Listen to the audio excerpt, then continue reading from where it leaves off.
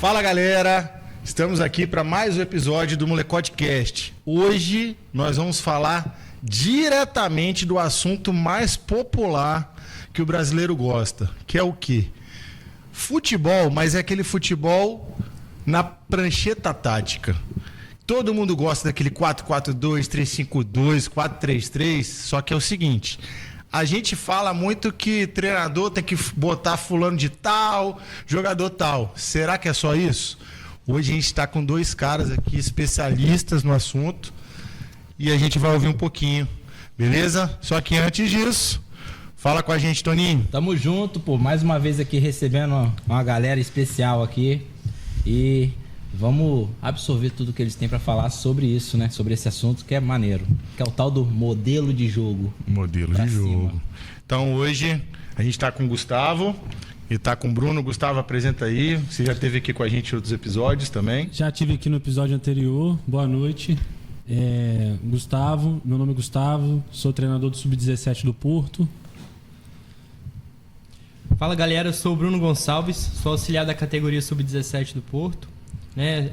Estou cursando Educação Física, sou licença C da CBF e espero agregar na nossa resenha aí de hoje. Então, galera, vamos lá, vamos começar. A gente sabe que o brasileiro é apaixonado por futebol e quando sai aquela escalação do pré-jogo, aquela listinha lá do 1 ao 11, que às vezes está do 77, 43, enfim, numeração de futebol americano, né? A gente sempre fala assim, pô, tá jogando no 4-4-2, no 4-3-3, mas é muito raso. Vocês que trabalham aí com futebol de base, né, e têm experiência também em outras categorias também. Primeira pergunta, é só 4-4-2, Gustavo? Não é. Vai muito além disso. Explica aí pra gente um pouquinho o que vai além. Vai além de números, né? Vai além do indivíduo que está ali dentro do campo, vai além da cabeça dele, como que ele pensa o jogo, como que nós, comissão pensa o jogo, o que o clube fala sobre o jogo, o que o clube quer que a gente coloque em relação ao jogo. Então, assim, é multifatorial, né? Multifatorial, multidisciplinar, vai muito além de só ser um sistema de jogo, né? Um esquema de jogo 4-4-2 ou, vamos lá, um 3-2-5, vai muito além disso, né? E isso a gente só ganha no dia a dia, no treino. Top. E vai muito além disso porque também depende muito das características das peças que tem no elenco, né? E aí você tem que ter essa visão clínica para identificar e qual modelo de jogo vai favorecer melhor aquele grupo de atleta, né, não, Bruno? Com certeza, e uma coisa que a gente discute muito no nosso dia a dia lá é que muitas das vezes a gente quer fazer o jogo para nos satisfazer. E a gente esquece que muitas das vezes a gente tem um grupo de atletas ali que também tem que estar à vontade para jogar futebol. Porque o treino, o jogo é pro atleta. É para esse cara se sentir bem, para ele se sentir à vontade. Então, se a gente espera, de certa forma, que a gente tenha um resultado tanto a curto prazo quanto a longo prazo, a gente precisa pensar que esse jogo é para esse atleta. Então, ele tem que se sentir à vontade naquilo que a gente está propondo. Então, desde o ambiente de treino, que tem que ser agradável, tem que ser um ambiente de treino onde esse cara vai, de fato, entender aquilo que a gente está propondo, vai entender aquilo que está sendo exigido dele, vai em relação também aos esquemas de jogo, né, que tem que favorecer, como o Tony disse muito bem aqui, o que a gente tem de característica e o que esse cara realmente está entendendo daquilo que está sendo proposto. Em cima disso daí, a gente, no episódio anterior, a gente falou um pouco sobre essas questões de montagem de elenco, de revelação de atletas, captação. E aí a gente falou que existe uns padrões a serem feitos, né, a serem estudados. E aí eu pergunto para você o seguinte, na hora que vocês têm lá os meninos já formados direitinho, já treinando com vocês, como é que vocês conseguem no dia a dia fazer essas adaptações com as características do menino? Vou te dar um exemplo. Você sabe que o menino veio para jogar de lateral direito, você está precisando naquele momento fazer uma adaptação.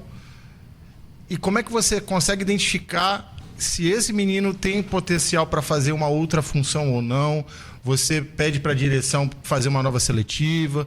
Como é que funciona essa questão dentro do sistema do dia a dia?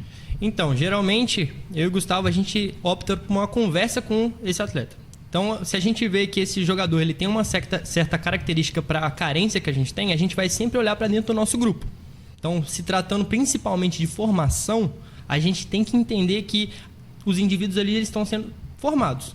Então, formados tanto para atender ao mercado, quanto para chegar no objetivo do sonho deles, que é ser jogador de futebol. Então, quanto mais versátil for esse jogador, melhor para ele. Então, a gente opta por uma conversa, né, com esse jogador, para que ele consiga, de fato, explicar para a gente se ele concorda com a gente que ele tem essa característica para atender essa demanda desse momento.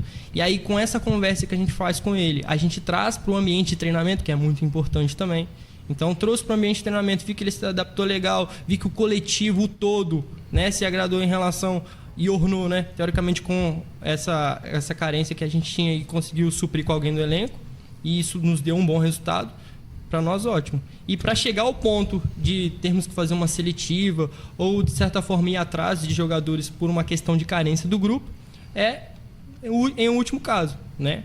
Porque, se tratando de formação, quanto mais nós, enquanto comissão, pudermos potencializar aqueles que estão dentro do nosso grupo, para nós melhor e mais faz o sentido da palavra formação mesmo e de base, né? Que o intuito é formar esses atletas para o futuro. Perfeito. A gente até falou no episódio anterior com o Gustavo que estava aqui, né? E o Breninho que estava aí, seu parceiro. Meu parceiro. O gigante. Tartaruga. Tartaruga. Depois eu quero saber dessa resenha da tartaruga aí. Então, a gente tem falado um pouco também, né? Eu e Marcão também, a gente trabalha junto, então a gente comenta um com o outro.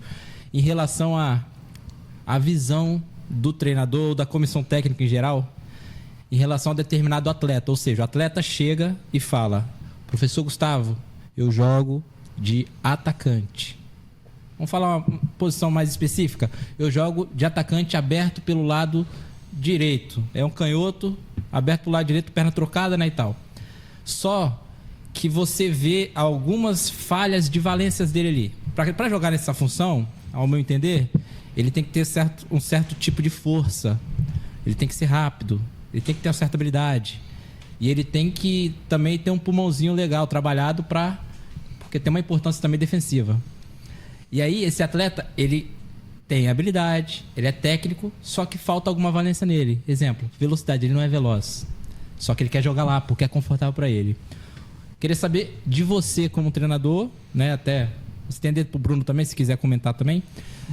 Como que você chega nesse atleta e abre a mente dele e fala com ele, explica para ele que a característica dele não é para essa posição, é para uma posição diferente. E se aconteceu já alguma vez com vocês, e como o atleta ele se saiu aí ouvindo isso, reagiu.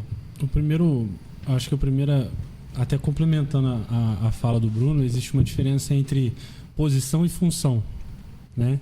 Então eu jogo de lateral direito, mas eu posso fazer uma função de volante. Então, muitas das vezes, é nisso também. Entra nesse ponto também.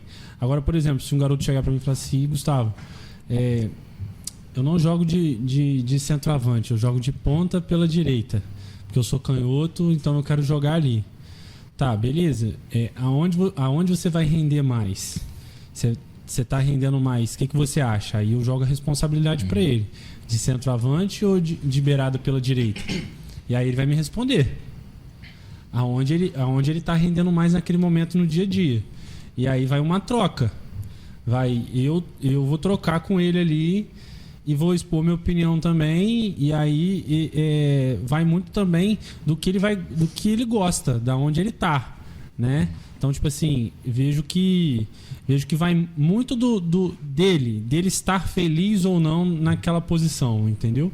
Mas agora, se for uma necessidade, uma emergência, por exemplo, olha, velho, preciso que você quebre o galho aí essa semana de lateral esquerdo. Você é canhoto, você acha que dá? Aí ele: Gustavo, nunca fiz. Vamos tentar no treino? Se sentir confortável, a gente vai pro jogo? Assim, vamos tentar. Aí vamos tentar, pô. E aí a gente tenta.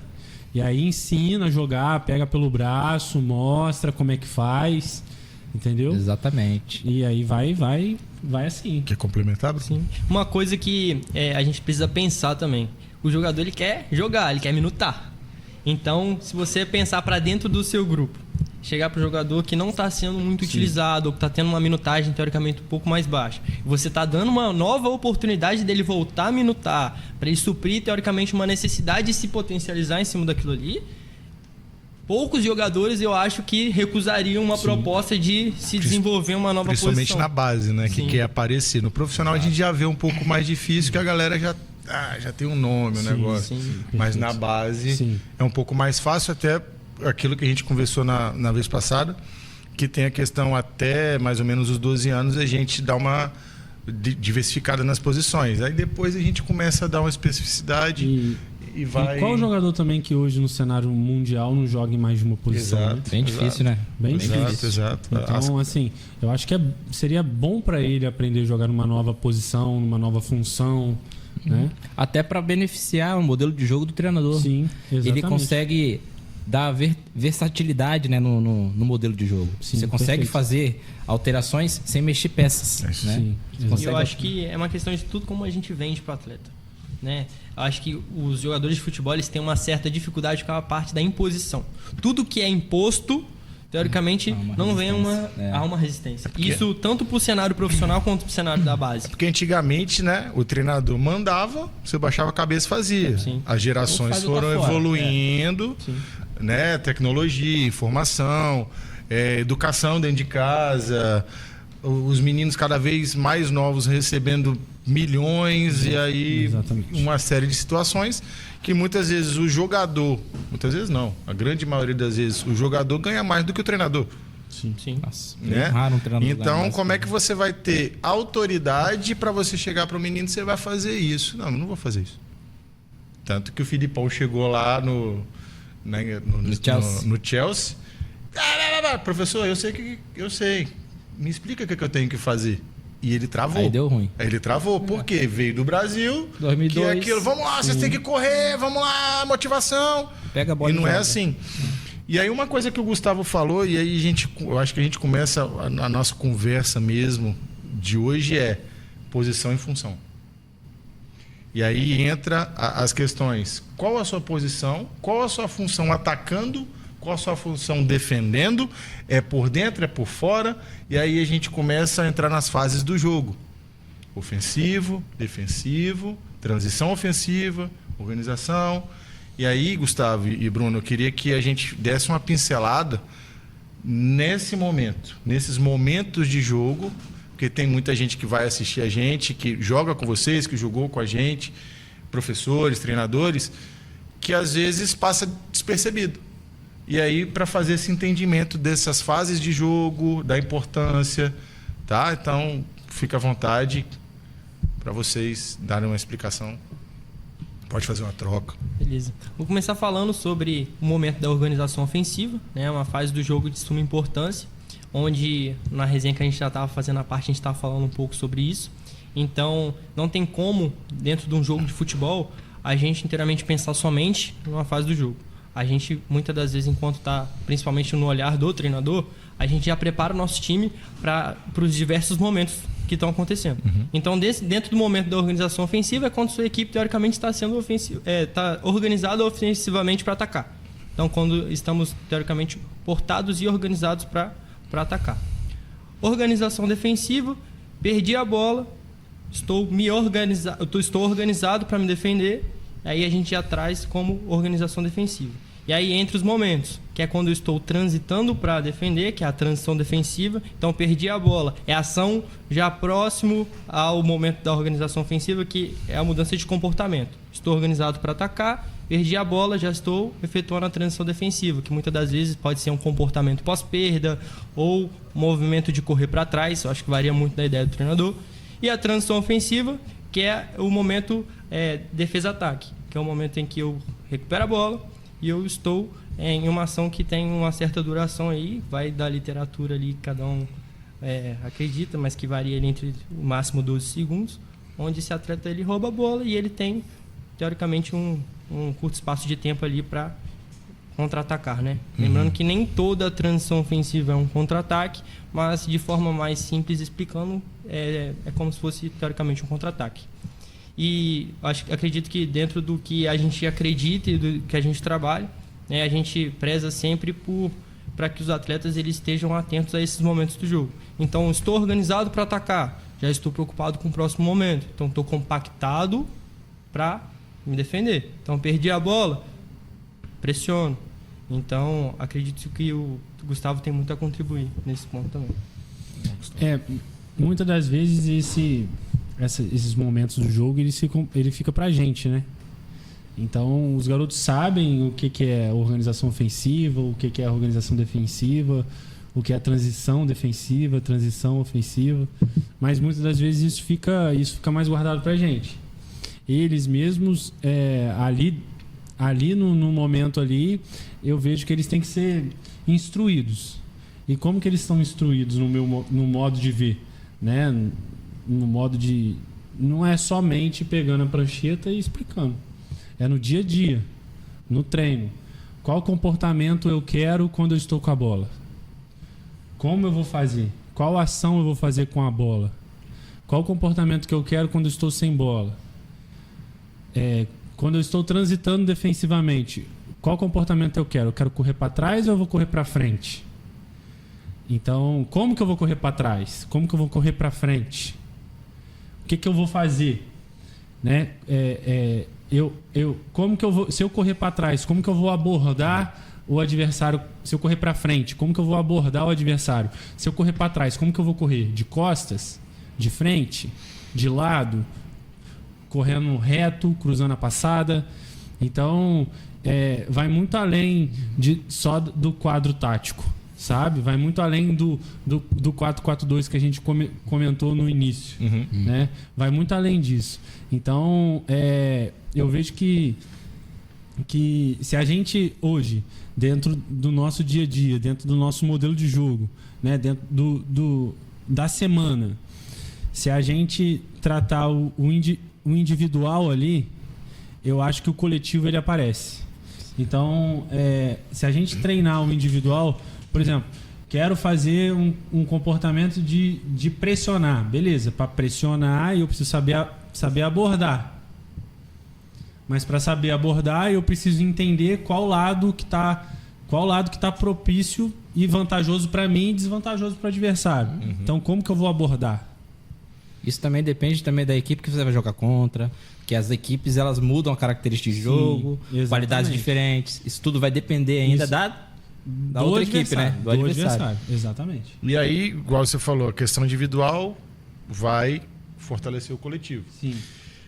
Vocês fazem um tipo de treinamento individualizado no momento do treino, ou é uma explicação geral, falando assim, olha, você, Gustavo, quando perder a bola, vai se posicionar assim, assim, assim, o Antônio dessa forma, o Bruno dessa forma, o Marco dessa forma. Vocês têm essa explicação individual? Existe um treinamento específico individual ou não? Ou vocês não fazem? Até por falta de tempo? Não, setorial também, né? O nosso treinamento, de certo modo, é individual. Mesmo a gente trabalhando, por exemplo, um campo aberto, né? Por exemplo, um coletivo, a nossa ênfase tem que ser individual. Então, muitas das vezes, no treino, um exemplo, eu me preocupo com o comportamento coletivo e aí eu falo para ele, olha, Bruno, dentro desse comportamento aqui que a gente quer, eu quero que você trate individual, sendo ele ofensivo, sendo ele defensivo. E aí ele pega pelo braço e mostra, olha, eu quero isso. Mas o treino por si só, ele tem que falar. Certo. Ele tem que falar pro atleta. O atleta tem que entender. Então, o treino por si só, o treino tem que falar sozinho. Não precisa de toda vez a gente estar pegando pelo orientando. braço. E aí, por exemplo, se eu quero criar um comportamento de pós-perda, beleza? Eu vou criar uma atividade na qual a atividade vai falar por si própria.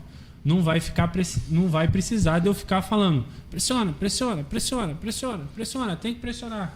Aí, dentro da minha atividade, eu vou estabelecer Os gatilhos. regras, eu vou estabelecer. Eu vou manipular o espaço, eu vou manipular o tempo para que eu possa, dentro da minha atividade, eu ter o comportamento que eu quero. Então, a semana ela é dividida pedagogicamente. A gente começa a semana nos espaços reduzidos, e aí na quarta-feira a gente aumenta o espaço, na quinta-feira a gente diminui um pouco, na sexta-feira a gente faz bola parada, e aí dentro de cada dia a gente tem uma sequência pedagógica também. Então, por exemplo, se eu quero comportamento de ruptura, então eu vou fazer um treino analítico, contemplando o movimento de ruptura, mas a minha próxima atividade também ela tem que contemplar esse movimento. Uhum. Então, se eu estou trabalhando mobilidade, por exemplo, e um dos movimentos é a ruptura, as minhas duas atividades elas têm que estar linkadas uma com a outra. Sim. Exatamente. Então vamos lá.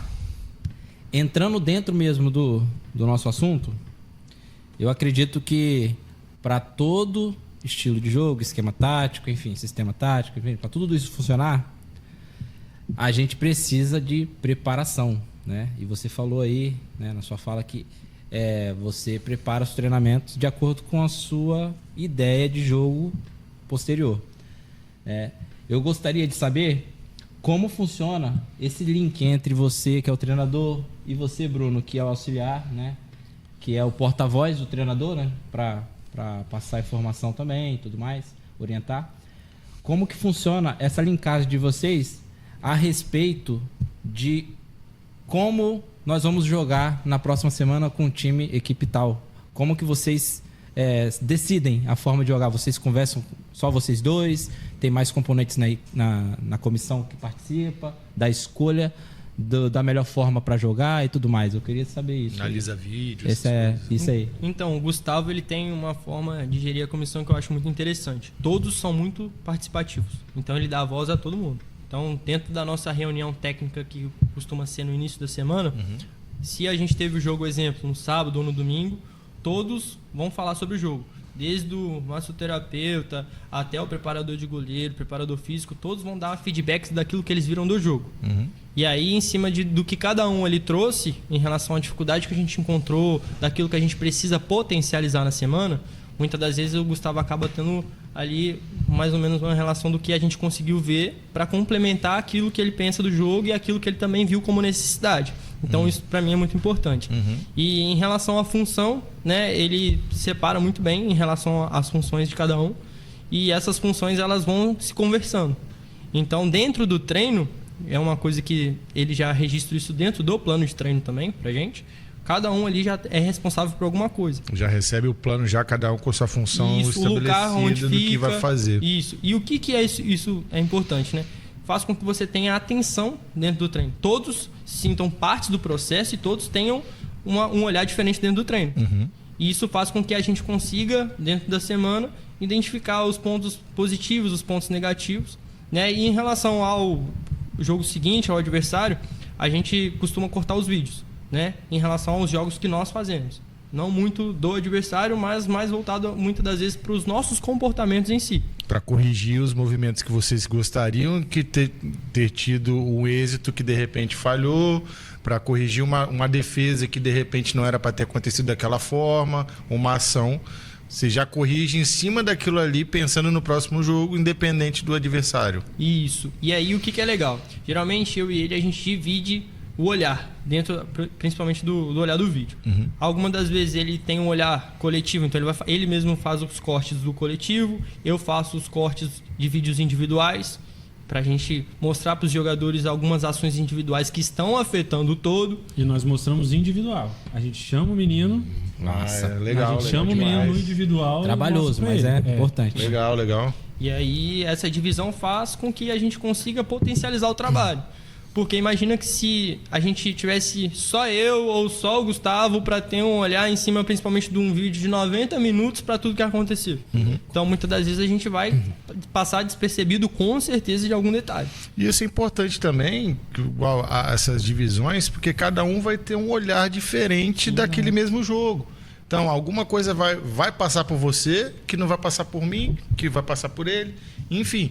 E aí essas questões de função também, por exemplo, o Gustavo chega e fala assim, Antônio, você vai ficar responsável para ver todos os lances de bola parada. Falta escanteio. É mais ou menos assim, né? Eu acredito que seja assim. Sim. O Bruno vai ser os movimentos ofensivos, eu vai ser o defensivo e você vai ser o geral. Sim. É mais ou menos assim. Coisa linda. Só que mesmo assim, você vai ver o jogo todo. Por mais que você tenha atenção naquele momento que é o seu, você está vendo tudo. E é como vocês fazem essa reunião, que é importante justamente para isso, né? Para ir linkando os olhares de cada um. E o mais legal ainda é que na hora do jogo, com certeza, vai todo mundo ver o jogo, só que cada um vai dar uma atenção especial ao setor que ele compete a falar, né? Com mais profundidade. E isso eu acho que ajuda ainda mais a entender como foi a partida, onde foi os erros, onde foi os acertos, né? E eu acho isso importante. Quer complementar mais alguma coisa a respeito disso, Gustavo? Eu gosto muito do debate, vamos dizer assim, no bom sentido, né? Eu acho que agrega para o dia a dia. Às vezes o Bruno ou qualquer membro da comissão técnica me fala assim, seu encaixe de linha não tá legal. Tá, mas por que não tá legal? O que está acontecendo ali de ação que não está legal, né? Então, eu acho importante ter esse debate, não só do Marcelo, que é o treinador de goleiro, falar sobre o treinador de goleiro, mas ele pode também opinar sobre uma outra situação. Na visão dele, o que está acontecendo para dar problema. Por exemplo, se ele pode falar assim, fulano de tal tá dando migué. Ele pode ter visto uma coisa que eu não vi. Passou despercebido. Passou despercebido para mim. Mas ele que não tá com o olhar totalmente focado no jogo, que no meu caso eu estou totalmente prestando atenção no jogo, ele tem um olhar de fora. Então ele tá vendo uma coisa que eu não tô vendo. Entendeu? E muitas das vezes também eu falo assim com o Bruno, Bruno, olha só, eu quero que você veja as coisas que eu não tô vendo. Porque eu tô ali concentrado no jogo. Igual esse jogo aqui agora. Esse jogo agora, eu estava lá prestando atenção no jogo e tava 3-1 pra gente.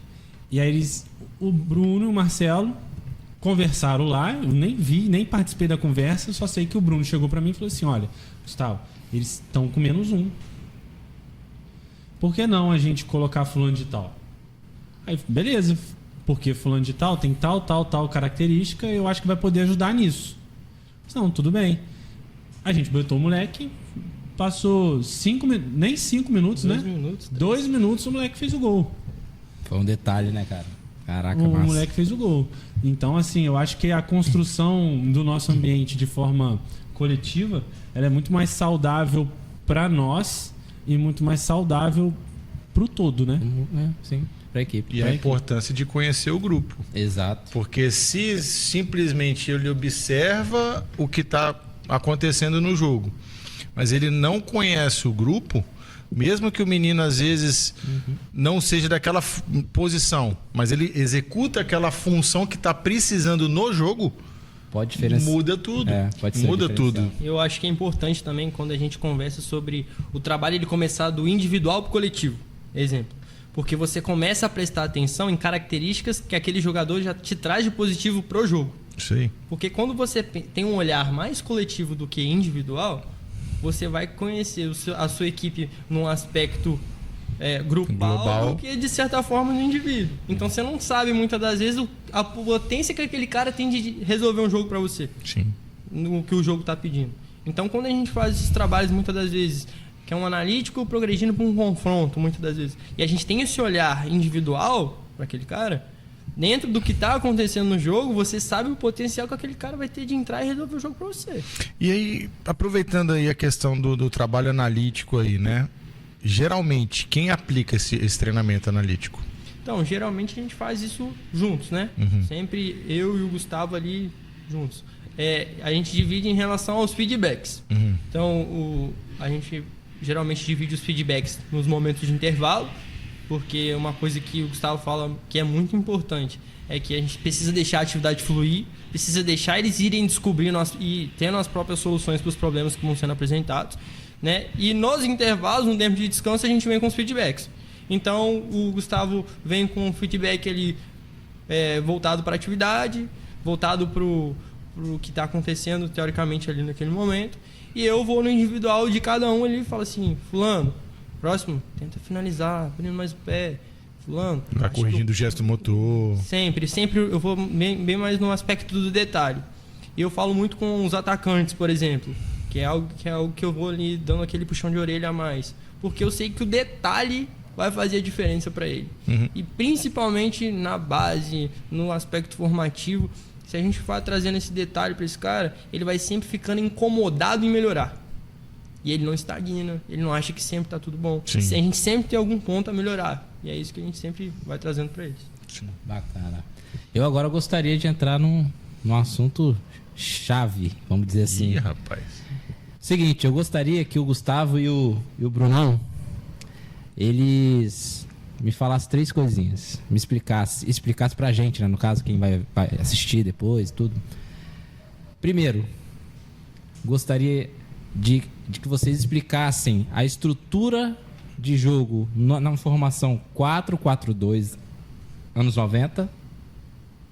É capaz? É possível, quer dizer? Eu tava nascendo. Né? Qual é? Quer me enganar, me dá uma bala. Todo mundo tem 18 anos aqui na mesa. Gostaria de que você esmiuçasse ali, você e o Brunão, 4-3-3 com variações ou não. E gostaria, a última coisa, que vocês mostrassem pra gente a ideia de jogo atual, que é um pouco diferente, né? Levando em consideração dos anos 90 para cá, essas 3 estruturas, vamos dizer assim, 3 formações, elas mudaram bastante. Tanto a forma nas funções, nas variações de movimentos. Com bola, né? sem bola. Com bola, sem bola. E, poxa, eu gostaria muito que vocês, né, nos passassem ali a ideia de vocês em relação a esses 3 momentos aí. Perfeito. Tem como? Tem. Vamos lá. Primeira coisa, eu acho que a gente pode, de modo geral, resumir tudo isso que você falou numa coisa só. Eu acho que a gente pode entrar no jogo direto, né? Isso. Coisa linda. Vamos fazer uma dinâmica diferente. Vamos falar sobre o jogo. Coisa linda. De certo modo, ao invés da gente falar isso. sobre número, né? Isso, 4, exato. 3, Jogo, 3. exato. Vamos falar sobre o jogo de futebol. O que é o jogo de futebol? Isso aí. Aí eu tô te perguntando. Ah, é? Toma. Pô, Mas engole primeiro. Vamos lá. O jogo de futebol, a gente pode definir de várias formas. Eu vejo jogo de futebol hoje de uma forma diferente. Antigamente, eu vi o jogo de futebol como 2 equipes jogando de forma espelhadas. Foi como eu aprendi. E que quem tivesse mais qualidade, errasse menos e tudo mais, saía vencedor da partida. E o objetivo é fazer o gol. O objetivo era fazer o gol. Cada um na sua função, nós tínhamos funções. Exemplo, eu comecei numa escolinha com 9 anos de idade. Joguei em todas as posições, até no gol. Todas as posições, até lateral direito também, que eu sou canhoto. E eu jogava de meia esquerda. Antigamente era isso. Meia esquerda, meia direita, volante, primeiro volante, segundo volante, lateral direito, esquerdo, zagueiro central, zagueiro e atacantes, que eram 2. Sim. E eu sempre joguei nessa função do meia esquerda. Sim. E a minha função era, com bola, joga, que eu usava o que eu tinha de qualidade, vamos dizer assim, e sem a bola você tem que colar num volante. É isso. Acabou. Garra no seu volante. Não precisa pensar. E eu já tinha isso. Tô jogando, atacamos ou perdemos a bola. Opa, cadê o volante? Pá, fui. Tô no meu, hein? Se escapar outra aí, não é meu. Tá com cara de que jogava de teimoso. Não, mas ele joga direitinho. Era isso, não, mas é porque era isso mesmo. Antigamente a base era essa. A base, eu joguei na base do Laranjeiras, que virou Gel depois. Joguei na base do Fluminensinho, que tinha aqui. Joguei na base do Vasquinho. Passei na base do do Serrinha. Tudo inha, você tá vendo? Esportivo, Tudo inha. Onde eu tive um pouquinho mais de tempo e sucesso. Vitória e Rio Branco. Legal. Então, assim, desde o momento que eu participei de base era isso. Né? O jogo de futebol era isso. Eram 2 equipes que elas se espelhavam. Não tinha variações. Sim. Todo mundo jogava igual, espelhado. Isso aí e aí ia na intuição dos meninos. Isso aí é igual quando a gente tá no sub-5, que o menininho acha que tem que fazer gol nas 2 traves. Senão você faz gol naquela trave. Era mais ou menos isso aí. isso Pega aí. a bola e vai pra lá. Mas não tinha muita informação, não. Pra gente entrar no assunto, eu acho que agora mudou, né? Eu que sou entrevistado. Ah, Ô, moleque, pegadinha. nós somos lá de virar o jogo. Ó a pegadinha. Nós somos boleiro, pai. Aí, Bruno, vamos lá, pra gente começar a esquentar esse negócio. Como que é o jogo pra você? Cara, o jogo pra mim é uma discussão que a gente teve que foi muito bacana, mas tenho muito meu modo de pensar em relação a não ser preso aos sistemas. Então eu vejo muito parecido com o Gustavo em relação a ver como um trânsito. O trânsito no sentido da... Ih, vai chegar naquele assunto. Porra. Indiano. Ih, rapaz. Não ver o jogo com um só caminho, com uma só solução. Não. Então, o nosso modo de ocupar, teoricamente, o espaço vai nos dar inúmeros caminhos, inúmeras vertentes. E a minha tomada de decisão enquanto indivíduo vai afetar o todo. E aí, eu acredito no jogo de futebol nesse sentido. Então, vai muito da conversa que a gente já estava tendo sobre potencializar o indivíduo. Se eu potencializo um indivíduo que é capaz de tomar mais de uma decisão e consegue entender mais de um caminho, eu me torno mais imprevisível. Exato. E o jogo de futebol é um ambiente imprevisível. Então, quanto mais imprevisível eu sou, mais difícil de ser marcado. E o sistema de jogo, quando a gente fala do sistema friamente, se eu falar que eu jogo num 3-5-2 e eu só jogar, teoricamente, parado num 3-5-2, meu adversário sabe o que eu tô Joguinho fazendo. de videogame, né? Você vê o mapinha da FIFA lá, só vem pra cá. Isso aí. Mas os meus movimentos dentro do sistema de jogo é que vão fazer com que eu ache esses caminhos. Então, eu volto a dizer, se eu penso no jogo, teoricamente, como um trânsito, eu, teoricamente, vou sempre pensar que eu tenho mais de uma solução, mais de um caminho para eu chegar no meu objetivo, que é fazer o gol. Então, eu vejo o jogo dessa forma. Se for o trânsito de Serra pra Vitória, só tem 2 caminhos. A BR ou a Norte-Sul. Se for de São Paulo, no movimento, paradão. Depende do trânsito. Exatamente. Então, tipo assim, pegando um gancho no que o Bruno falou, a gente vê o jogo como tempo e espaço. Né? Se a gente ocupar bem o espaço, e se a gente ocupar o espaço no momento certo, se a gente tiver sabedoria para saber como eu vou ocupar o espaço, eu jogo em qualquer plataforma. Eu jogo no 4-3-3, eu jogo na plataforma tal, eu jogo na plataforma B, eu jogo na plataforma C. Mas beleza, e aí? Se eu jogar na plataforma X, como está sendo a minha ocupação de espaço na plataforma X? Aonde tem superioridade, aonde você está perdendo. Aonde eu tenho superioridade? Então muitas das vezes não é só a gente virar pro menino e falar assim, olha, você vai jogar aqui, joga à vontade e pega o volante. É isso aí. Lembrando que eu falei que era passado antigamente. Sim, Por isso que eu perguntei mas dessas aí- três, Mas, né? hein, até Mas hoje aí, passa eu tô assim, chegando- tá? Não Tem gente que passa assim hoje, Mas né? aí eu tô Isso chegando aí. no ponto que eu quero chegar, dando um exemplo do que você falou, que beleza, é fácil fazer isso, mas ensinar como que ele vai atacar também é importante. Exato. Ensinar como é que ele vai defender também é importante. Despertar o monstro, né? Exatamente. E aí, cara, é um longo trabalho.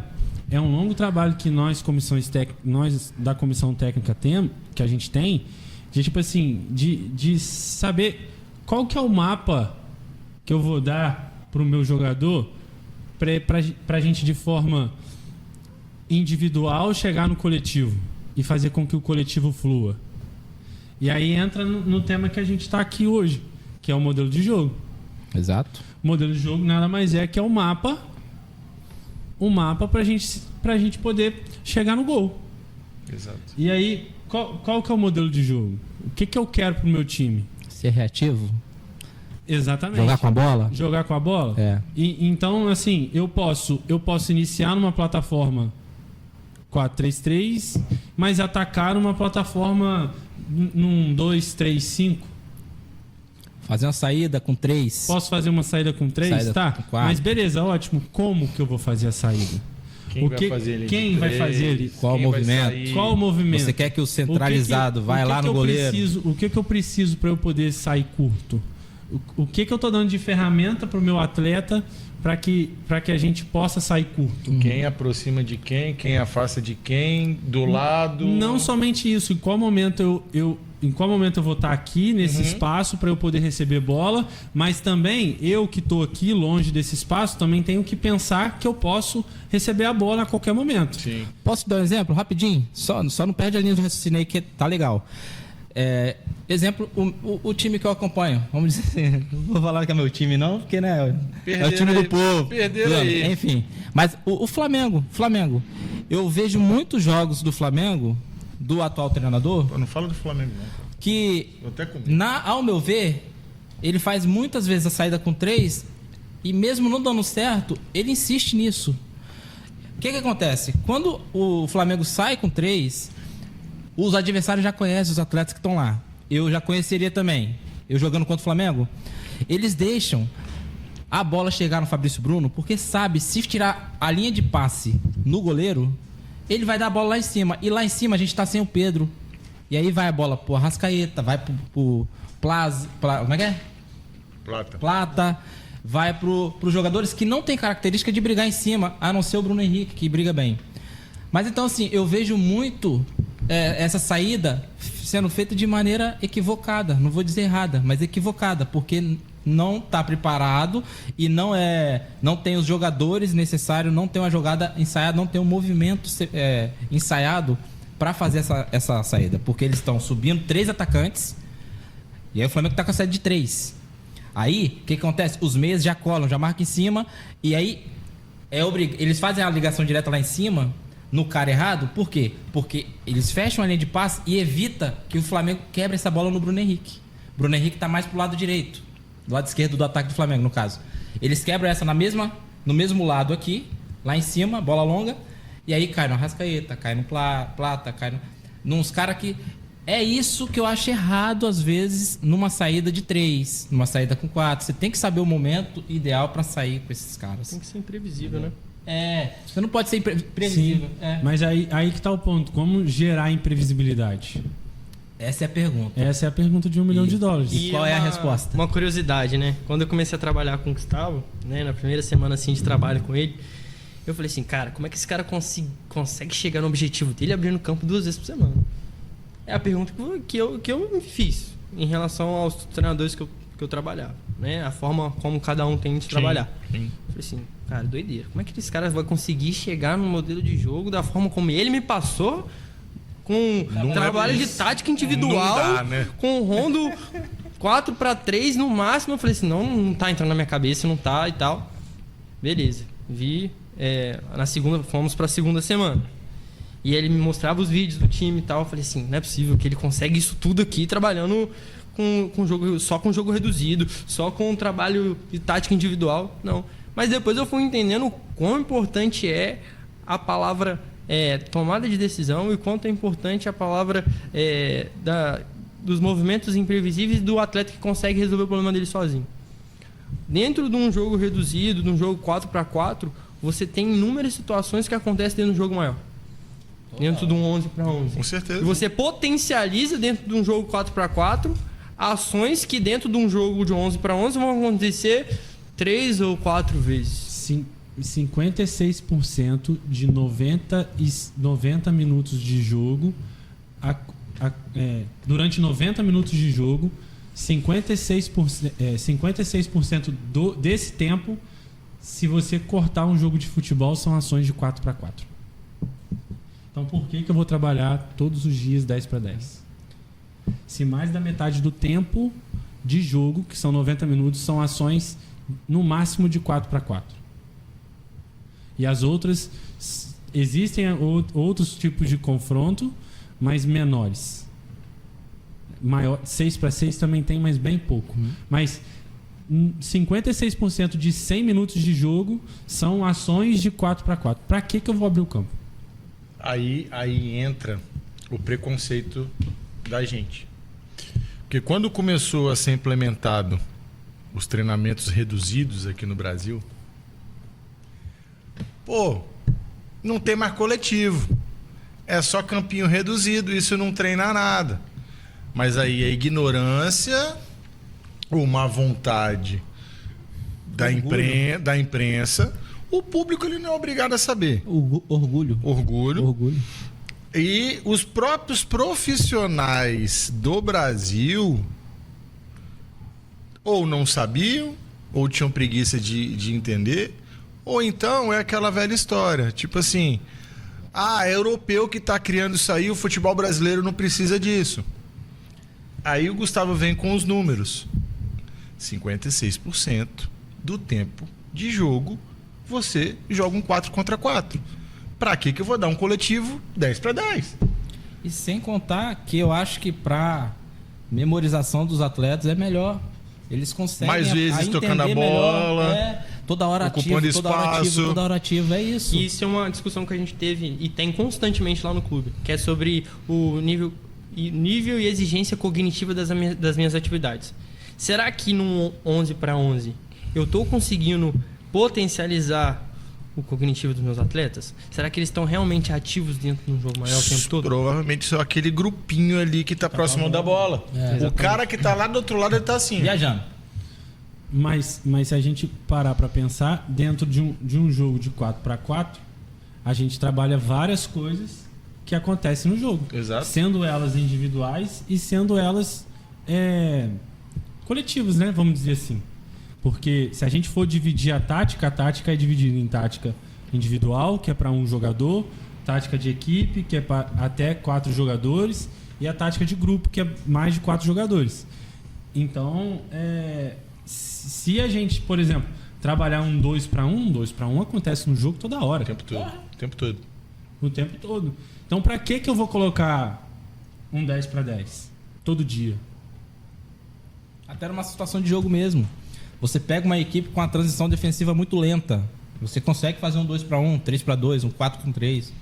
E é isso aí, nessa hora, que vem a importância do treinamento reduzido.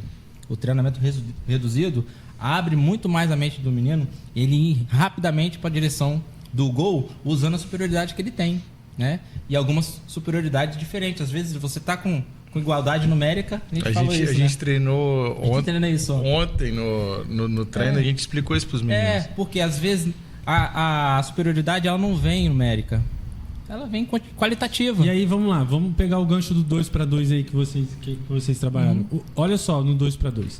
Tô 2x2. O que acontece no 2x2? Vamos analisar friamente. Eu tenho um jogador com bola, um jogador marcando.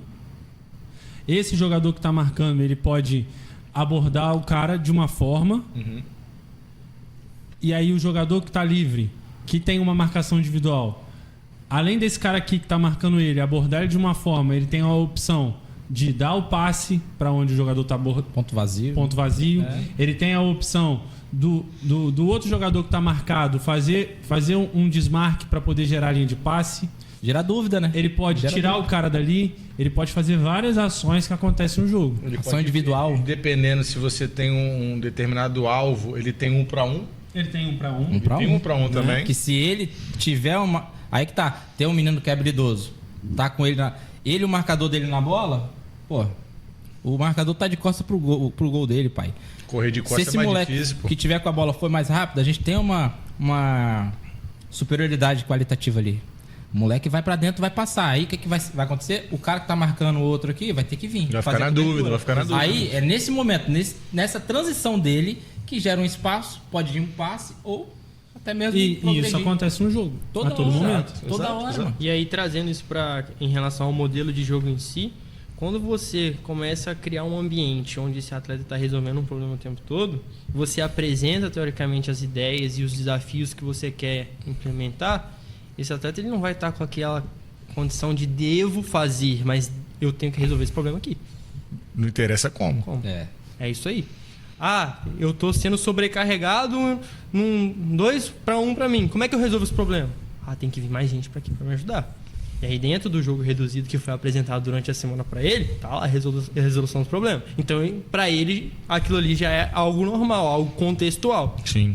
Então, acredito que dentro do treinamento, quanto mais a gente potencializa essa questão de fazer com que o cara tenha que entender o jogo de futebol como uma eterna resolução de problemas e em relação à imprevisibilidade, mais você vai ver, teoricamente, as suas ideias acontecendo. Porque não adianta nada, mais uma vez, eu implantar algo, trazer um conto de fadas ali para que meu futebol ele seja bonitinho, para que eu tenha um joystick na mão e quero que meu time se comporte de tal forma, e esses caras não sabem como resolver o problema. Exato. Precisa do comando, né? Sim, exatamente. Exato. E aí vamos na pergunta de $1 milhão de dólares. Como que a gente gera imprevisibilidade? Como que a gente gera que o menino ali resolva os problemas dele sozinhos dentro do campo? E aí é no dia a dia, é no treino. Então, São os estímulos que são você os estímulos dá. que a gente dá. Então, de certa forma, o modelo de jogo ele é dividido em momentos do jogo. O que eu quero na organização ofensiva, o que eu quero na organização defensiva, na transição ofensiva, na transição defensiva e na bola parada. Então, o que eu quero? Então, como que o atleta tem que fazer isso? Eu tenho que saber. O que eu quero, eu tenho que saber. E qual ação ele vai fazer para fazer aquilo que eu quero que ele faça. Então, por exemplo, se eu quero que o meu time tenha ações de manutenção da posse da bola no campo de ataque, qual estímulo eu tenho que dar no meu dia a dia de treino para que os meus atletas tenham ciência de que aquilo é manutenção da posse de bola, manutenção da posse de bola no campo de ataque. Então eu tenho que elaborar uma atividade com que essa atividade tenha o objetivo principal como manutenção da posse. E aí, qual a ação que eu quero que eles façam? Como que eu vou ter a bola? O que eu preciso fazer dentro de campo para eu poder ter a manutenção da posse? Qual espaço eu tenho? Qual espaço eu tenho? Antigamente a gente treinava. Pela minha visão, antigamente, há 1000 anos atrás, era o alemão. Sim. Você pegava a bola, para você atacar novamente, você tinha que ir até o meio de campo, organizar o time, Passar com a bola no meio depois campo. atacar. A outra equipe já Era estava uma lá forma- postada esperando. Era uma forma. Era uma forma. Só que hoje, por causa da dinâmica de jogo, é um atraso, entre aspas. Se você... Cara, eu tô próximo do gol. Não faz sentido eu ter que ir lá no meio de campo, me organizar de Pra novo poder atacar. para poder atacar. Cara, eu já tô próximo do gol. Então, o futebol é algo que você tem momentos do jogo muito rápidos. Cara, se eu tô atacando, ou quer dizer, tô defendendo, e eu tô próximo do gol, claro que no treino, no jogo formal não seria. Mas vamos supor que a gente tá entre a meia-lua e o meio de campo ali. Tô próximo. Intermediária, né? Ricardo? Intermediário. Por que eu preciso organizar lá no goleiro? Eu não preciso, cara. Eu já tenho as posições. Cara, se eu tô atacando com 5 do lado direito, eu vou ter peças do outro lado, sem a bola, em amplitude, ou já se aproximando para fazer um corredor, uma bola por dentro, uma flutuação, uma superioridade para já encaixar. Né? A gente poderia pedir pro Gustavo ou o Bruno ir lá no quadro tático nosso lá? Nós vamos. Eu vou concluir uma fala aqui para eu poder ir lá. Ah, entendi. Aí, por exemplo, se eu quero manutenção da posse de bola, Sim. o que eu preciso que o meu jogador entenda? Eu preciso que ele entenda que se ele ocupar o melhor espaço, ele vai estar em condições de ter a bola. E se o meu companheiro também identificar o melhor espaço para ele dar a linha de passe para esse jogador que está com a bola, eu vou ter a bola. Isso também vai muito também da posição corporal do cara. Isso Ele também tem que estar bem posicionado. Exatamente. Né? Então ele tem que estar bem posicionado. Ele precisa saber se posicionar. Então como que eu vou fazer? Como que eu vou fazer que o meu treino tenha isso? Entendeu? Como que eu vou fazer? Quais são os elementos, Quais são né? os elementos que eu Podem preciso ajudar, né? que podem ajudar para que eu possa fazer isso? E aí a gente entra num assunto que está em alta hoje em dia, que chama tomada de decisão. Uma decisão. Tomada de decisão. Como que eu faço para potencializar a minha tomada de decisão? No tempo, no espaço e na mudança de atitude. Exato. E no confronto. Uhum. Então, se eu consigo manipular essas 4 coisas dentro do meu treino, eu consigo melhorar a tomada de decisão. Então, automaticamente eu consigo melhorar o que ele vai me entregar dentro do jogo. O que ele vai me entregar de entendimento do jogo. Mas não no entendimento da forma que a gente está falando aqui, mas sim no entendimento de ocupar melhor o espaço, dele saber que se ele se posicionar no meio de 2 jogadores, ele vai estar em vantagem, vai gerar dúvida. Entendeu? Então, como que eu posso fazer isso? Aí vamos lá no 4. Isso. Pode ficar à vontade, molecote. Agora esse menino fica doido. Vamos, é satisfatório. Vamos lá, então. Se eu quero ter a bola, o que eu posso fazer para poder montar um treino para que eu possa ter a bola? Vamos lá. Eu vou fazer um quadrado, na qual eu vou botar 4 jogadores aqui dentro desse quadrado, 4 do lado de fora e 2 jogadores jogando aqui. E aí é um bobinho grande, né? Dizendo rondo. Então, se a bola tá aqui, automaticamente um jogador vai abordar aqui. E aí, o que esse jogador tem que entender? Qual a posição que é vantajosa para ele poder receber a bola? E aí, num primeiro momento, a gente deixa ele errar. Sim. Porque ele precisa aprender. Sim. E aí, se esse cara aqui, vamos colocar a pecinha aqui, tá abordando aqui, eu tenho linha de passe aonde? Lá do pulo. Faixa central, né? Eu tenho linha de passe aqui. Sim. Então, se ele se posiciona mais para cá, ele gera linha de passe. Então, automaticamente aqui, eu vou criar uma situação de ocupação de espaço. Uma situação na qual eu vou tocar aqui. Na hora que eu tocar aqui, esse cara tem que entender que vai vir um marcador nele, que vai descer um marcador nele, mas que automaticamente esse cara aqui já vai ser uma próxima vantagem. Sim. Se esse cara aqui descer, eu vou ter outra linha de passe. Vou ter linha de passe aqui. Então, muitas das vezes, não é só eu pegar e colocar 10 para 10 e falar assim, ou um 10 para 0, né? E falar assim, toca a bola aí, joga. Mas esse cara aqui, o que ele vai precisar individualmente para fazer essa bola chegar aqui? Ele vai precisar estar com o corpo perfilado, ele vai precisar saber tocar com as 2 pernas. Domínio orientado. Um domínio orientado. Giro de pescoço. Giro de pescoço para ver quem está atrás, quem está na frente, aonde está o adversário, aonde está o companheiro. O companheiro também vai ter que ter um entendimento de que se ele está vendo que o meu companheiro está com a bola, o que eu posso ser de opção de uma próxima opção de linha de passe? Então, se esse cara aqui está com a bola, está sendo abordado aqui, o que esse cara aqui tem que pensar? Qual espaço eu tenho que ocupar para eu ser linha de passe para ele? Mas esse daqui também tem que pensar, qual espaço eu tenho que ocupar para eu ser linha de passe para ele? É um jogo de xadrez dinâmico, né? Em vez de você ter a vez do outro quando joga, você está se posicionando o tempo todo para você ter a bola o tempo todo, se movimentando, movendo a peça do outro jogador, do outro time, para você chegar no seu objetivo. Sim. E aí, aqui, eu forço o meu jogador a pensar, forço ele a pensar, forço ele a tomar decisão a todo momento, porque num jogo de futebol a gente toma 2.500 decisões, num dia nosso, dia a dia de trabalho, a gente toma nem 1.000 decisões, então eu forço ele a pensar o jogo a todo momento. E aí, quando eu venho para uma situação maior, aonde eu encontro exatamente isso daqui,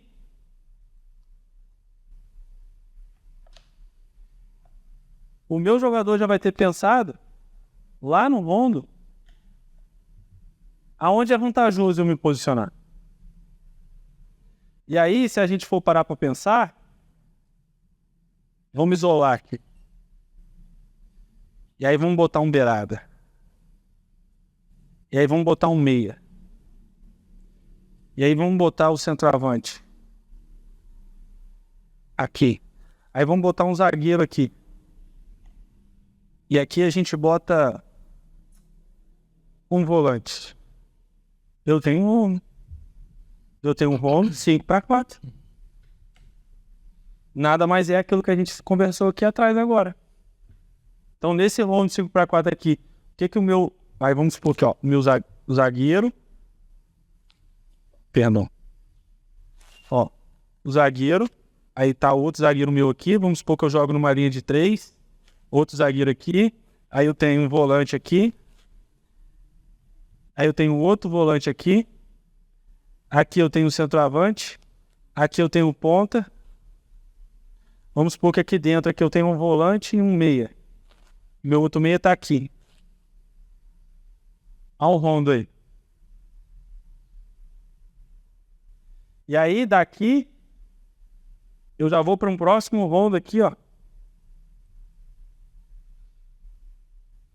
O jogo são vários rondos acontecendo ao mesmo tempo. O jogo de futebol, se a gente quiser pensar também, o jogo de futebol são vários rondos que acontecem dentro do jogo.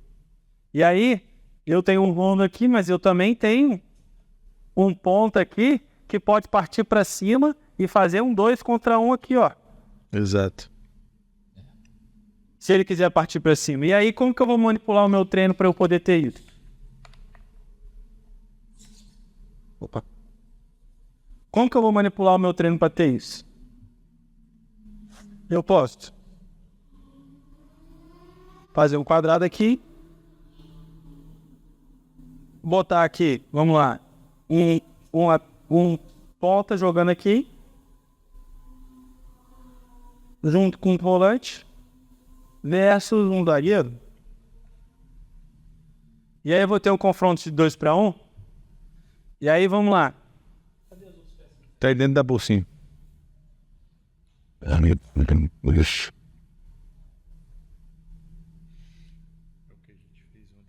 E aí vamos lá, vou tirar esse desenho aqui e vou passar esse desenho pra cá. Um 2-1. Tenho dois volantes contra o outro volante adversário. E aí esse cara tá com a bola. E aí esse cara aqui pressiona esse cara aqui. E aí eu viro pro meu jogador e falo assim, aonde está a vantagem aqui? Aonde está a vantagem aqui? A vantagem está eu esperar a bola aqui? Mas como que esse cara vai dar passe? Fechou a linha, né? Fechou a linha de passe. Então o que eu posso fazer? Eu posso passar e receber essa bola aqui. Eu posso correr nas costas dele e receber essa bola aqui. Né? Eu posso. Esse cara aqui vai me abordar fechando aqui. Eu posso driblar ele e passar. Gera dúvida, né? Gerar dúvida. Você pode afastar mais também o jogador para ele ficar nessa dúvida se ele vai fechar só a corrida ou ele vai fechar essa linha de passe na diagonal. Exatamente. Então, aí, por exemplo, aí eu já posso incrementar aqui e botar outro adversário.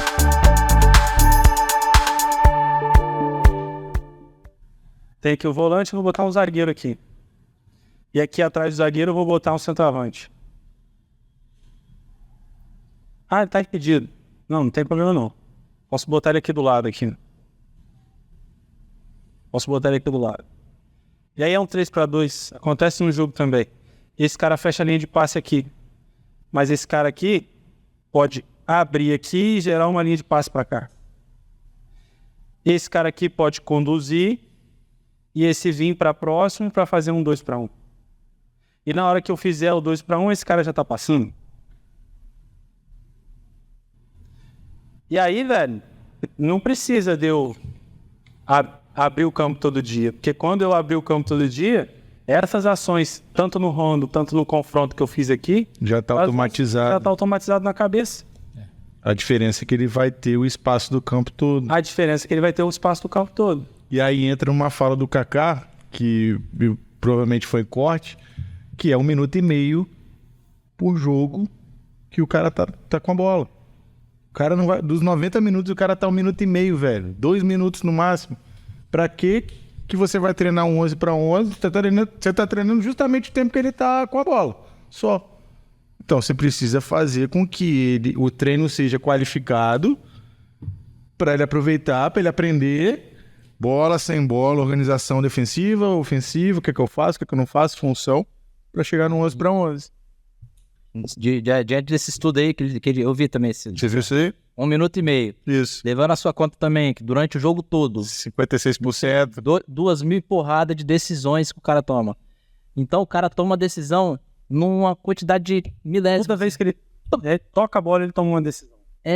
E aí tem que tomar decisão rápida. E quanto mais rápida a decisão, maior a chance dele se prender. Que aí gera os 12 segundos que o Bruno falou de mudança de atitude.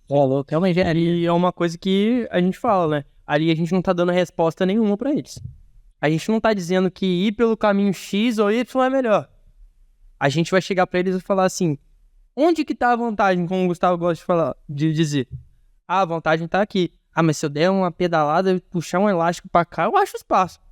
Perfeito, resolveu o problema. Do meio pra frente vai embora, né? Desde que eles consigam entender que eles precisam resolver um problema, uma tarefa, e que eu, nem o Gustavo, ou nem ninguém da comissão vai dar essa resposta pra eles, a gente vai criar um ambiente de treino que é totalmente contextual do jogo, que é a imprevisibilidade. Dentro do jogo, o treinador ele não pode tomar decisão pro atleta. Sim. Quem joga é ele, o jogo é para ele. E outra coisa, pensando numa realidade profissional, você imagina você num estádio com 60 mil pessoas gritando, o treinador vai lá, fica esgoelando, o cara não tá nem ouvindo, aí o cara fica lá de gesto, Comunicável. olhando, só que, cara, se ele não tiver a percepção de dentro do campo, tomar a decisão, ferrou, cara, vai ficar todo mundo travado, e aí, o que eu faço? E é aquilo também, Gustavo, falando que é ruim abrir o campo. Não, pô. Não. Tem momentos, né? Tem momentos. Então, tipo assim, se eu quero, por exemplo, ver se isso tudo que eu tô aplicando aqui tá dando certo, eles estão entendendo, eu vou abrir o campo. Aí eu vou ver isso daqui acontecer. E aí, a partir do momento que eu vejo isso acontecer, ótimo. Seu treino tá bom. Meu treino tá bom. Tá no caminho, né? Estou entendendo. E levando até pro contexto do futebol mundial, a gente vê aquele lance do Endrick na Champions League, por exemplo, a finalização que ele teve lá. Todo mundo falou, foi cagada, ele chutou. Vocês percebem que do lado do menino tinha o Vinícius Júnior passando pedindo bola, tinha o Mbappé pedindo bola do lado, e um menino de 18 anos. Acabou de completar 18 anos, não construiu nada na carreira ainda, tá se firmando enquanto profissional, e o cara finalizou. Eu já ouvi alguém falar, desculpa, Bruno, tá? Mas só um ganchinho.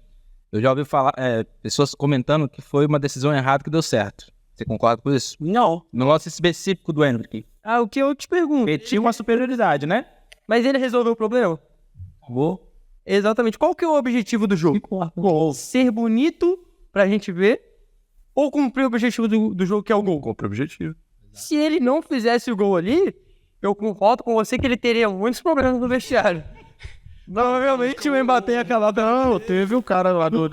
Não, teve um... Foi o Courtois ou foi o zagueiro, falou assim, cara, se ele perde aquele gol, eu matava ele no vestiário.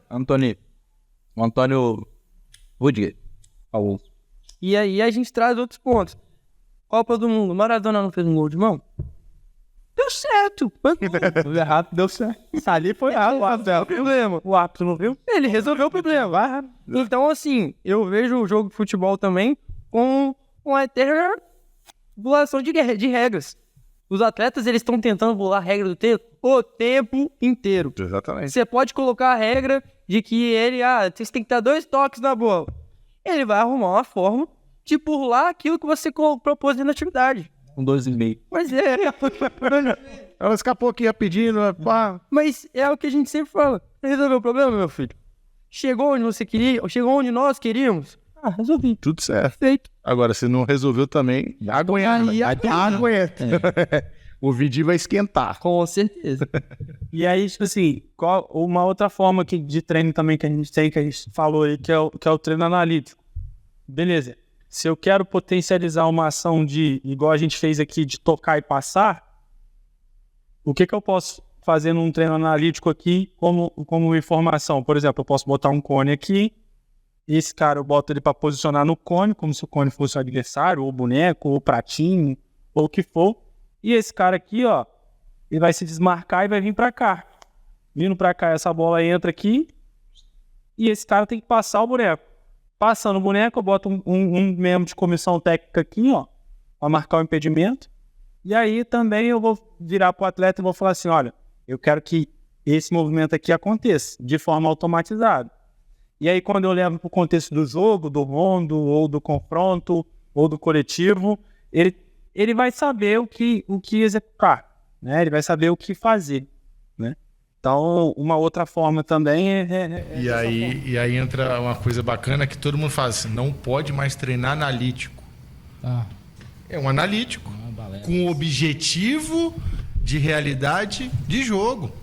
É um analítico, você vê, você trabalhou ali a regra do impedimento, Desmarque. o desmarque, o 2-1, ou seja, pode trabalhar o analítico, mas... Tocar e passar. Né? Mas com objetivo.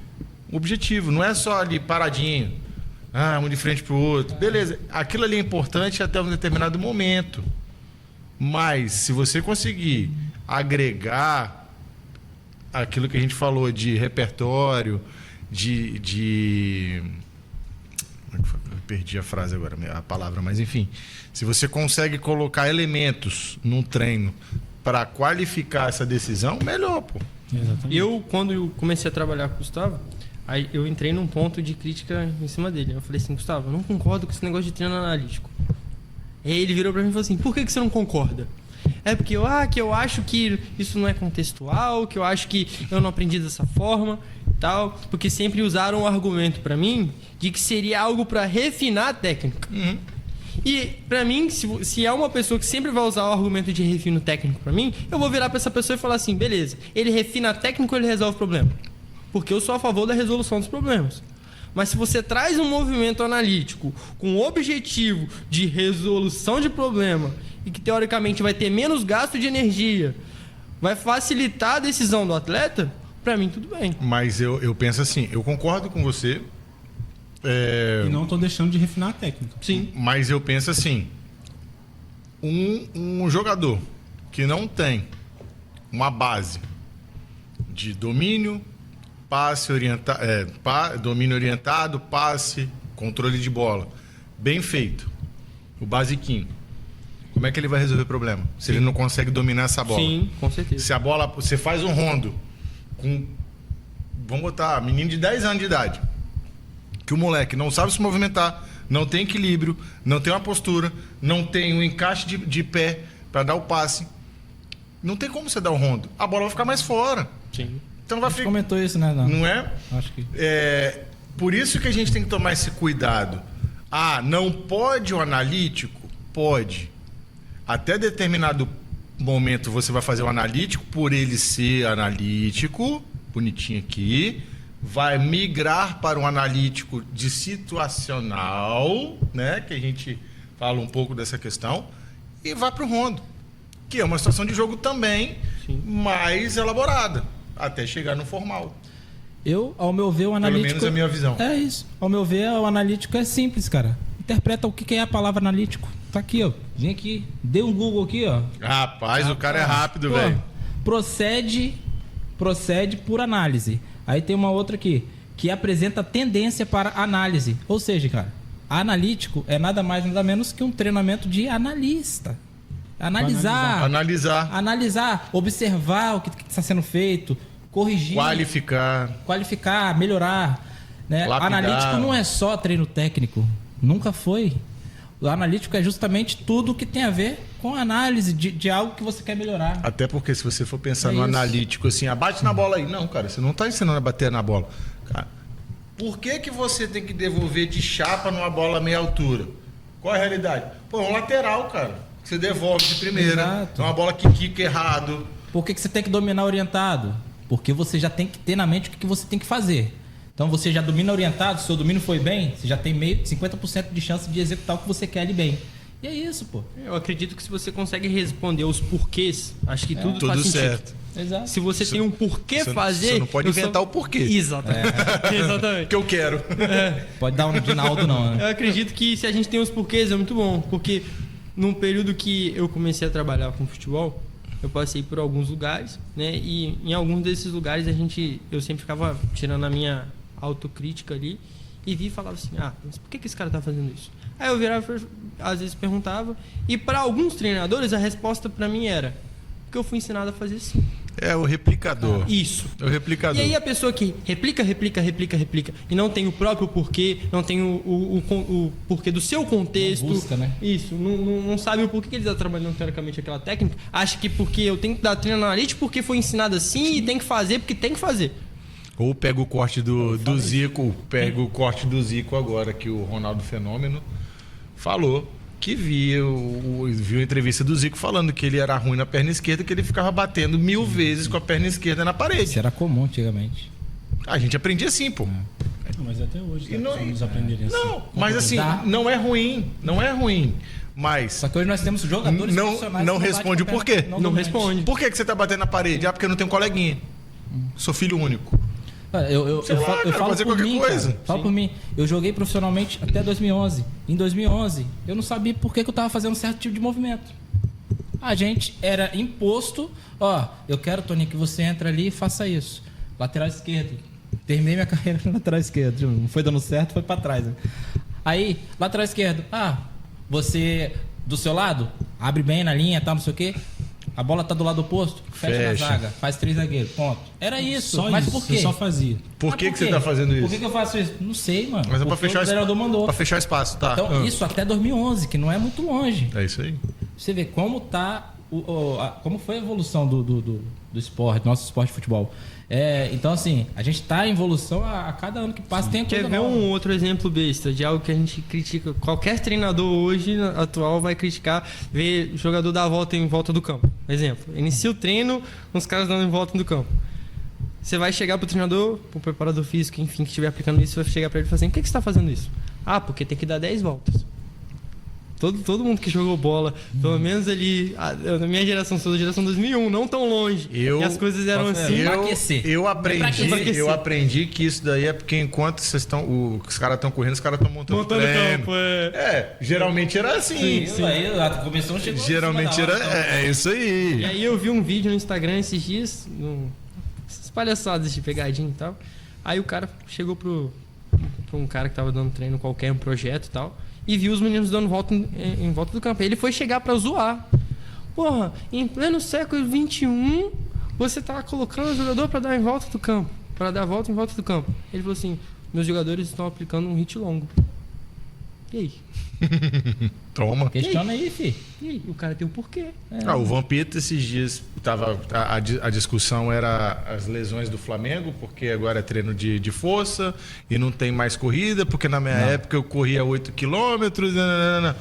Cara, tá. Vamos supor que tem um fundo de verdade do que ele falou. Quantos quilômetros se corria antigamente? Era os mesmos 10 quilômetros? Poderia ser, Com a mas intensidade. é intensidade. É simples a resposta. O número de ações. Número de aceleração e desaceleração. Então, Qual a velocidade máxima? Quantas vezes você fazia essa velocidade máxima no jogo? Tem isso tudo, pô. antigamente juntava os 20 cabeça lá, bora lá. Vai no bosque, dá 3 voltas no bosque lá. 45 minutos, hein? Você tem que fechar não sei o quê. É o longão, tal. Mudou, cara. É atletismo agora? Né? Mudou, é Antigamente óbvio. eu treinei muito. É óbvio que você tem, Por isso. dentro do macrociclo do ano, você tem os seus momentos de ênfase em determinadas valências. Dentro da próxima, dentro da semana. Exatamente, mas diga assim, o macrociclo dentro da semana, tem as divisões de treino, tem a evolução também, porque antigamente os caras pegavam um saco de Subir arquibancada. subir arquibancada. Não mudou bosta nenhuma, desculpa eu bosta, mas é porque é o seguinte, Mas é bosta hoje é em caixote. Com um saquinho mudou agora, tem até aquele negócio de água, bag, não sei o quê. Mas é a mesma coisa. Só que agora existe um cuidado que antigamente eu posso falar que não tinha. Lógico. Exemplo, você não vai agachar de qualquer jeito. Exato. Se você agachar de qualquer O jeito, estudo vai danificar ainda biomecânico, mais o joelho. o estudo biomecânico, o estudo fisiológico evoluiu muito. Isso mas, aí que... mas os exercícios são os mesmos. A diferença é que antigamente nós 4 faríamos 5 tiros de 100. Intervalado. O Gustavo joga de lateral, você joga de volante, joga de atacante, ele joga de zagueiro. Pra que você vai dar o mesmo tiro que eu? Exato. A ação é Treinamento diferente, diferente. cara.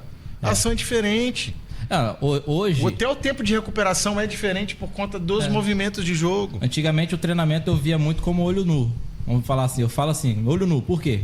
Porque era o que meu olho vê ali. Vamos preparar o que o meu olho tá vendo. Hoje não, irmão. Hoje a gente, enfim, os atletas são preparados biometricamente, né? Fisiologicamente. O que o jogador de futebol faz? Corre, pula, muda de direção, beleza. Mas Pensa. quais são os músculos de estímulo? Tá assim, entendeu? Quais são os músculos de estímulo para ele executar isso tudo? Vamos trabalhar esse músculo. Tá assim. Antigamente não tinha isso. Só que eu acho que o mais importante, e aí entra de novo no que a gente está conversando hoje, hoje ele pensa. Antes ele replicava. Ele fazia o que você mandava. Mas eu acho que ainda pensa pouco. Não, pensa pouco, mas evoluiu. Tamo longe, né? Evoluiu. Longe, mas já longe. melhoramos muito. Evoluiu. Mas aí cabe aos treinadores, às comissões técnicas, às escolinhas de futebol. Tá Cara, jogando a resposta pra vocês aí, pai. Ó. a gente também. Contexto, A gente também. E aí entra o no, contexto fora do campo. entra no que você falou no último isso aí é episódio cultural, também. né, Gabo? Cultural, político, da sociedade. Aí é toda uma conversa. Por Se isso a- que eu sou muito a favor, desculpa. Vai lá, vai lá. interromper, Mas eu sou muito a favor em relação à construção coletiva com os atletas justamente por esses pontos. Toda vez que você vai construir algo, principalmente eu acho que até de diferente em relação ao contexto que você está, essa construção coletiva vai tirar o máximo do que você puder em relação ao trabalho na sua equipe. Toda decisão que é construída junto com eles tem muito mais chance de êxito do que se a gente literalmente tirar coisas da gente e impor como era feito antigamente. Sim. Como se a gente só colocasse ali e os caras só fizessem aquilo que era mandado para eles fazerem. Exato. Então a gente faz com que esse cara pense mais uma coisa, um exemplo besta de dia a dia no futebol lá que a gente tem. De vez em quando o preparador físico, o Diogo lá, passa para os meninos uma palavra, uma frase diferente em relação ao contexto e eles ficam assim para ele. Mas o que é isso? Mas o que é aquilo? Então é sinal que eles estão interessados naquilo que está lógico. sendo passado para eles. Eles não estão simplesmente eles só fazendo por Não, fazer. você pega um molequinho de 9 anos de idade, pede pra ele fazer um negócio e fala, por que eu vou fazer isso? Exatamente. Pra que eu tô fazendo? Sim, Por que eu vou fazer e ele não? sim. Tem tudo isso, cara. Quando eu trabalhava na escolinha, eu botei um colete azul no menino e o irmão dele é gêmeo dele. Aí eu botei o colete vermelho no irmão dele. Aí o moleque falou assim, tio, eu não vou botar o colete da cor diferente do meu irmão. E aí? Como é que faz? E aí, como é que Ele faz? jogava na mesma posição? Não, eu não vou botar o colete diferente do meu irmão. Quero da mesma cor do meu irmão. Aí é brabo. Um moleque de 8 anos. Isso aí. Entendeu? É complexo, né? Mexer com essa idade. Mudou muito, cara. A cabeça dos meninos por educação. Cara, mudou tudo. A tecnologia, tem muita informação. Só pra entrar no nosso modelo de jogo de novo. A gente tem, né, esmiuçado muito e entrado em outras vertentes. Mas eu gostaria de saber a opinião do Gustavo e do Bruno também. Qual é a idade ideal para ensinar um atleta ou uma criança que está, né, treinando para ser um atleta? Qual é a idade ideal dele começar a aprender modelo de jogo? Tem muita discussão sobre isso. Eu vejo pessoas, né, vejo cortes e tal, pessoas falando que é contra o ensinamento tático. O Vanderlei Luxemburgo é um. O Vanderlei Luxemburgo fala que ele não é a favor de criança, negócio de esquema tático não, dá a bola no menino, deixa o menino desenvolver, que não sei o quê. Então eu queria saber, assim, a opinião de vocês sobre esse assunto. Qual é a idade ideal para começar a implementar ali um modelinho de jogo para ensinar o menino a se comportar num jogo, posicionar e tal, tudo mais? Então, é uma discussão recente, até lá no clube, né? Onde está sendo apresentado para nós o documento metodológico daquilo que o clube acredita também. E essa distribuição de conteúdos, em relação até mesmo se você vai trabalhar, exemplo, uma categoria sub-11, mais conteúdos voltados para tática individual ou tática de grupo, se no sub-13, a ênfase é o que é o interessante. Então eu acredito que cada faixa etária tem ali uma ênfase de conteúdo que é necessária que esse atleta passe. Então, por exemplo, dentro de um sub-11, o que é importante para esse atleta ter ali dentro do sub-15, sub-17, que ele precisava ter passado dentro do sub-11 e sub-13? Então, mais repertório motor, mais abastecer a biblioteca motora dele. Então, se eu especializar uma criança com 11, 13 anos, ela vai chegar nos mesmos objetivos com 15, 17 anos? Dificilmente, eu vou criar uma criança limitada. Então, eu acredito que na faixa etária entre 11 e 13 anos, os conteúdos de tático individual ou jogos, brincadeiras, para eu abastecer essa biblioteca motora desse menino, para que ele consiga chegar com 15, 17 anos e consiga aí sim, né, começar a ser especializado para dentro do futebol. Porque quem me garante que hoje esse menino que está comigo no sub-11, no sub-13, vai continuar. não vai querer trocar de esporte? Sim. Até que ponto eu tô trazendo para uma criança de 11, 13 anos o gosto por jogar futebol? Até que ponto eu tô, teoricamente, estragando o talento, fazendo com que essa criança jogue 3, 4 jogos ali por dia, jogue no Porto Vitória, jogue na escolinha tal, jogue na escolinha tal, na escolinha tal, chega em casa exausto e no outro dia eu tô exigindo dessa criança performar. O Próspero fala, né, que divisão de base, quanto menos jogar, melhor. Ele tem que treinar. Na base, é treinar. Eu ouço muito isso aí. Na base, é refino motor, é gesto motor, é inteligência. Eu tenho uma opinião, mas assim... Na hora que ele chegar no profissional, ele vai jogar, cara. 70 jogos por ano. 80 jogos por ano. Aí, a gente tá pegando meninos de 10 anos que vão jogar sábado, domingo. Sábado, domingo. 3 jogos. Ou joga sábado de manhã, sábado à tarde, domingo de manhã, domingo à tarde. Não, e joga na escolinha A, B e C. Isso porque o moleque é bom. Direto. Uhum. E o problema não é esse. O pai quer que o menino jogue e o professor, porque o menino é bom, insiste. Não tem um professor, um treinador que chega e fala assim: paizão, pô, ele é bom, mas tá cansando, vai machucar, ele vai fadigar, é uma criança, ele precisa brincar, ele precisa viver. Ele não é um mini atleta, cara. Que aí chega um menino de 10 anos, chega com 14, ele não quer mais nada, bicho, ele quer sair, ele acabou. Exausto. Mentalmente, fisicamente. E aí, Gustavo? Eu sou do mesmo pensamento do Bruno. Eu acho que criança tem que brincar. É isso. Até ali até os 10 anos ali, a criança tem que brincar, tem que ter a parte lúdica envolvida, tem que ter a ludicidade ali, mas tudo voltado para o futebol, né? Eu trabalhei lá em Volta Redonda, na escolinha lá, com um garoto sub-7, 4, 5, 6 e 7. Poxa, era top demais, olha. Aqui vai passar um rio com o jacaré, a hora que o jacaré estiver vindo, você tem que correr. Pô, eu tô trabalhando condução, com a bola. Exatamente. Então a criança tá brincando e tá com fundamento técnico ali. Treinamento lúdico, né? Treinamento lúdico ali, sabe? E aí quando você chegar ali nos 13 anos, você começa a colocar algumas questões sobre posicionamento, o que um lateral faz, a hora que o lateral tem que fechar, por que o lateral vai no fundo, por que disso, por que daquilo. E aí com 15 anos você começa a especializar. Aí já começa aí numa situação mais séria, né? Exatamente. A pergunta que a gente tem que se fazer também é para vocês perguntam: será que essa criança, esse atleta, ele tá pronto para tanto conteúdo? Será que ele tá pronto para tanta absorção? Será que uma criança que mal sabe somar na escola ainda já tá pronto para toda essa carga emocional de jogo que eu tô colocando para ela? E muitas das vezes para nos satisfazer. E eu volto a frisar esse ponto. A maioria dos treinadores hoje, isso é uma coisa que a gente consegue observar, pensa o futebol como algo para se satisfazer e não satisfazer o todo. Cara, se você for em qualquer torneio, campeonato de categoria de sub-5 a sub-11, o que mais vai ver é treinador brigando pelo resultado, irmão. Se esgoelando. E ainda botando uma carga de pressão em cima da criança. a ponto da criança começar a chorar dentro do campo porque não conseguiu executar da maneira que o treinador pediu. Aí começa a vir... Mas se eu ficar gritando aí que ela não vai resolver mesmo, né? Ela trava. Mas é isso, né?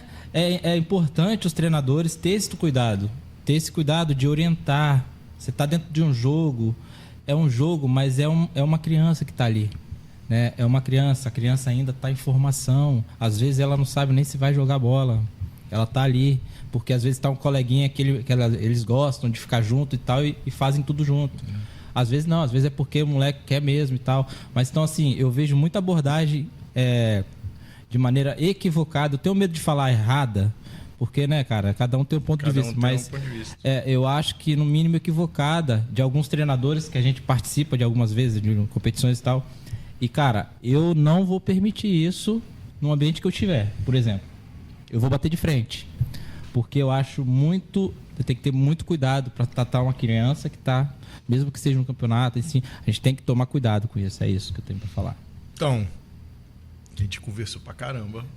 Teve muito conteúdo. Eu sei que eu sou bom de resenha, Marcão. Pode admitir. Bicho, o cara não para com essa mania não, né, bicho? É uma perna, né? Mas, assim, tudo que é bom dura o suficiente pra ser inesquecível. Caraca, bicho. Profundo, hein? É a música? Solta o like que o homem Que tá beleza, hein? Sextou, né, papai? Então, queria agradecer a presença do Bruno, do Gustavo mais uma vez, o Bruno a primeira vez. Tenho certeza que esse debate, essa conversa que a gente teve aqui, as explicações que vocês deram, tanto no quadro, tanto aqui pra gente, foram de extrema importância, né? E eu espero que a gente tenha mais esses contatos, essa conversa em outros temas. E, Bruno, queria que você falasse um pouco aí do que você achou, se despedir, falar de suas redes sociais também. Tony, você quer falar primeiro? Não, pode ficar à vontade. Deixa ele falar. Dá moral aí pro pai aí, pai. Primeiramente, agradecer aí a oportunidade de estar aqui com vocês, o convite do Marcão, do Tony. Sempre um prazer te reencontrar. Um cara que eu tenho um respeito absurdo aí no futebol. Construiu muita coisa e segue construindo. Então, tô ficando careca por causa disso. Graças a Deus, né, Marcão? Então, mais uma vez, agradecer aí o convite. Né?